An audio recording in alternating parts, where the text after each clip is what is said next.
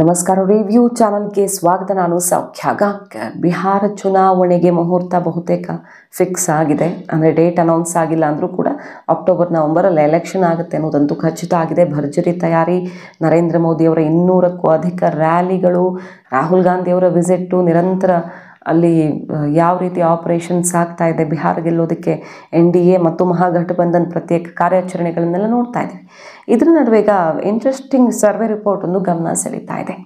Nitish ಕುಮಾರ್ಗೆ shock ಆದರೆ NDAಗೆ ಬಹಳ ದೊಡ್ಡ ಗುಡ್ ನ್ಯೂಸನ್ನು ಕೊಡ್ತಾ ಇದೆ ಈ ಸರ್ವೆ. ಏನು ಹಾಗಾದರೆ ಅಂಕಿಅಂಶ ನೋಡ್ತಾ ಹೋಗೋಣ. ಮಿಸ್ ಮಾಡಿದ್ರೆ ನಮ್ಮ ಚಾನಲ್ನ ಸಬ್ಸ್ಕ್ರೈಬ್ ಮಾಡಿ, ನಿಮ್ಮ ಅಭಿಪ್ರಾಯ ಕಮೆಂಟ್ ಮಾಡಿ ತಿಳಿಸಿ. ವೀಕ್ಷಕರೇ, ಇಂಕ್ ಇನ್ಸೈಟ್ ಅನ್ನುವಂಥ ಒಂದು ಸರ್ವೆ ಕೊಡ್ತಾ ಇರುವಂಥ ರಿಪೋರ್ಟ್ ಇದು.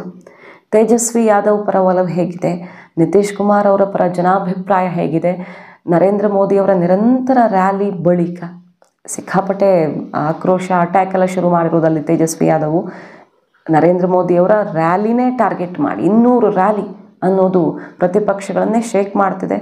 ಹಾಗಾಗಿ ಹೊಸದೊಂದು ವರಸೆಯಲ್ಲಿ ಶುರುವಾಗಿದೆ ಮೋದಿ ರ್ಯಾಲಿ ವಿರುದ್ಧ. ಈ ಹೊತ್ತಲ್ಲಿ ಈ ಸರ್ವೆ ರಿಪೋರ್ಟ್ ಏನು ಹೇಳ್ತಾ ಇದೆ ಅಂತ ಕೇಳಿದ್ರೆ, ಬೇರೆ ಬೇರೆ ವಯಸ್ಸಿನ ಜನರನ್ನು ಮಾತಾಡಿಸಿದ್ದಾರೆ. ಆಮೇಲೆ ಓವರ್ ಆಲ್ ರಿಪೋರ್ಟ್ ಏನು ಹೇಳ್ತಾ ಇದೆ ಅನ್ನೋದನ್ನು ನೋಡೋಣ. ಮೊದಲಿಂದಾಗಿ ಯುವಕರನ್ನು ಮಾತಾಡಿಸಿದಾಗ 44.6%ನಷ್ಟು 18ರಿಂದ 29 ವರ್ಷದ ವಯಸ್ಸಿನವ್ರನ್ನ ಮಾತಾಡಿಸಿದಾಗ NDA ಪರವಾಗಿ ಬಹಳ ಒಳ್ಳೆ ರೆಸ್ಪಾನ್ಸ್ ಬಂದಿದೆ. 44.6% ಅಷ್ಟು NDAನೇ ನಮ್ಮ ಟಾಪ್ ಚಾಯ್ಸ್, NDAನೇ ಅಲ್ಲಿ ಅಧಿಕಾರಕ್ಕೆ ಬರಬೇಕು ಅನ್ನುವಂಥ ಅಭಿಪ್ರಾಯವನ್ನು ಕೊಟ್ಟಿದ್ದಾರೆ.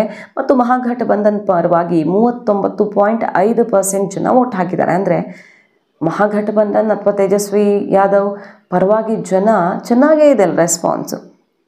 NDA ಮುಂದೆ ಇದೆ, ಫೈಟ್ ಆಗುತ್ತೆ ಅನ್ನೋದನ್ನು ಈ ನಂಬರಲ್ಲೂ ಕೂಡ ನೋಡಬಹುದು.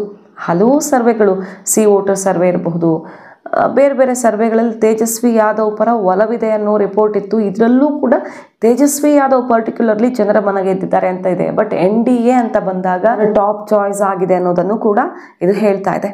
ಬರೀ 0.7% ಜನ ಮಾತ್ರ ಪ್ರಶಾಂತ್ ಕಿಶೋರ್ ಸೂರಜ್ ಏನದು ಜನಸೂರಜ್ ಪಾರ್ಟಿ ಪರವಾಗಿ ಒಲವನ್ನು ವ್ಯಕ್ತಪಡಿಸಿದ್ದಾರೆ. ಇನ್ನು ಸರ್ಕಾರ ರಚನೆ ಆಗೋದ್ರ ಬಗ್ಗೆ ಓವರ್ ಆಲ್ ಪ್ರಶ್ನೆ ಕೇಳಿದಾಗ ನೋಡಿ, NDA ಗೌರ್ಮೆಂಟೇ ಕಂಟಿನ್ಯೂ ಆಗಬೇಕು ಮತ್ತೊಂದು ಟರ್ಮ್ಗೆ ಅಂತ ಹೇಳಿದವರು ಬರೋಬ್ಬರಿ ಎಲ್ಲ ಸೇರಿಸಿದ್ದು 60.4% ಜನ.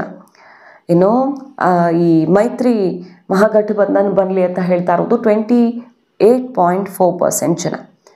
ಹಾಗೆ 39% ಜನ ಸರ್ವೆ ಮಾಡಿದವರ ಪೈಕಿ ತೇಜಸ್ವಿ ಯಾದವ್ CM ಆಗಲಿ ಅಂತ ಬಯಸ್ತಾ ಇದ್ದಾರೆ. ಆದರೆ ನಿತೀಶ್ ಕುಮಾರ್ ಪರ ಓಟ್ ಬಿದ್ದಿರೋದು 34% ಮಾತ್ರ. ಸೊ ಅದಕ್ಕೆ ಹೇಳಿದ್ದು ನಿತೀಶ್ ಕುಮಾರ್ ಪರ ಕೆಲವು ಸರ್ವೆಗಳಲ್ಲಿ ಪಾಸಿಟಿವ್ ಆಗಿ ಬಂದಿಲ್ಲ. ಬಟ್ ಸಿ ವೋಟರ್ ಸರ್ವೆಯಲ್ಲಿ ಮೊದಲ ಹಂತದಲ್ಲಿ ಮಾಡಿದಾಗ ತೇಜಸ್ವಿ ಯಾದವ್ ಪರ ಇತ್ತು.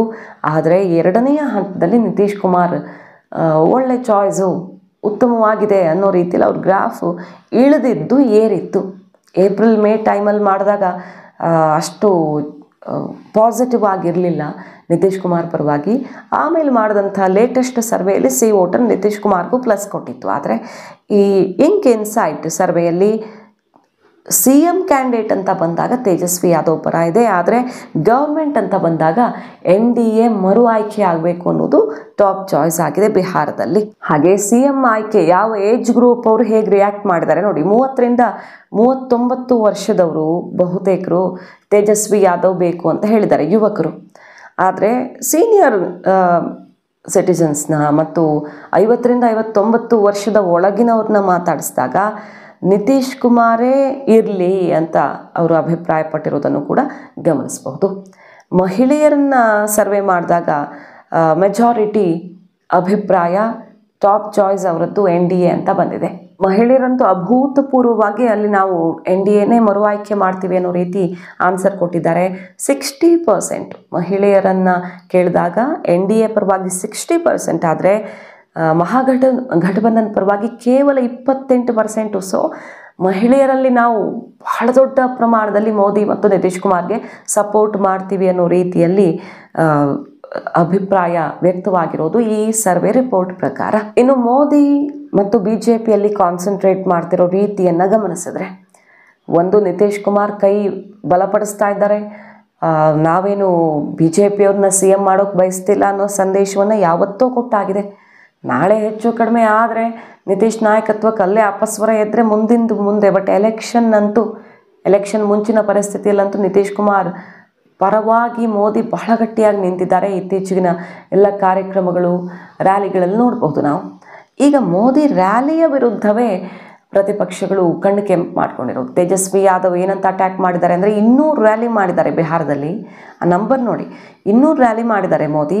ಆ 200 ರ್ಯಾಲಿಗೆ ಬರೋಬ್ಬರಿ 100 ಕೋಟಿ ಒಂದೊಂದು ರ್ಯಾಲಿಗೆ ಖರ್ಚಾಗಿದೆ. ಸೊ 20,000 ಕೋಟಿಯನ್ನು ಬರೀ ರ್ಯಾಲಿಗೆ ಅಂತ ಖರ್ಚು ಮಾಡಿದ್ದಾರೆ ಮೋದಿ.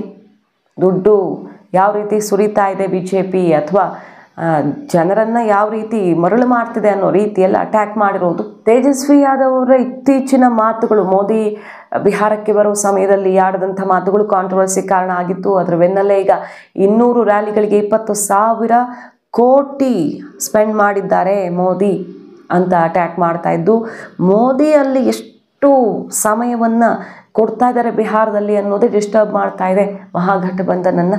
ರಾಹುಲ್ ಗಾಂಧಿ ಕೂಡ ಇತ್ತೀಚಿನ ದಿನಗಳಲ್ಲಿ ಅತಿ ಹೆಚ್ಚು ವಿಸಿಟ್ ಮಾಡಿರೋದು ಅಂದರೆ ಎಲೆಕ್ಷನ್ ಮೂಡಿಗೆ ಬರೋಕ್ಕಿಂತ ಮುಂಚೆನೇ ನೋಡಿದ್ರೂ ಅದು ಬಿಹಾರ.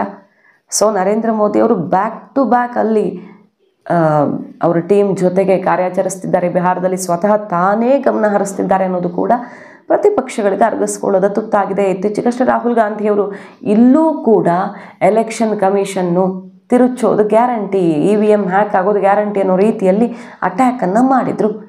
ನೋಡಿ, ಈಗಲೇ ಸೋಲು ಒಪ್ಕೊಳ್ತಾ ಇದೆ ಅಂತ BJP ತಿರುಗೇಟನ್ನು ಕೊಟ್ಟಿತ್ತು. ಸೊ ಈ ಸರ್ವೆ ಸಮೀಕ್ಷೆಗಳು ಇಂಥದ್ದೊಂದು ಚಿತ್ರಣವನ್ನು ತೆರೆದಿಡ್ತಿರೋದು ಎಲೆಕ್ಷನ್ ಸಮಯ ಹತ್ತಿರ ಬರ್ತಿರೋ ಹೊತ್ತಲ್ಲಿ. ಮಾಹಿತಿ ನಿಮ್ಗೆ ಇಷ್ಟ ಆಗಿದ್ರೆ ಮಿಸ್ ಮಾಡದೆ ನಮ್ಮ ಚಾನಲ್ನ ಸಬ್ಸ್ಕ್ರೈಬ್ ಮಾಡಿ, ನಿಮ್ಮ ಅಭಿಪ್ರಾಯ ಕಮೆಂಟ್ ಮಾಡಿ ತಿಳಿಸಿ. Thank you.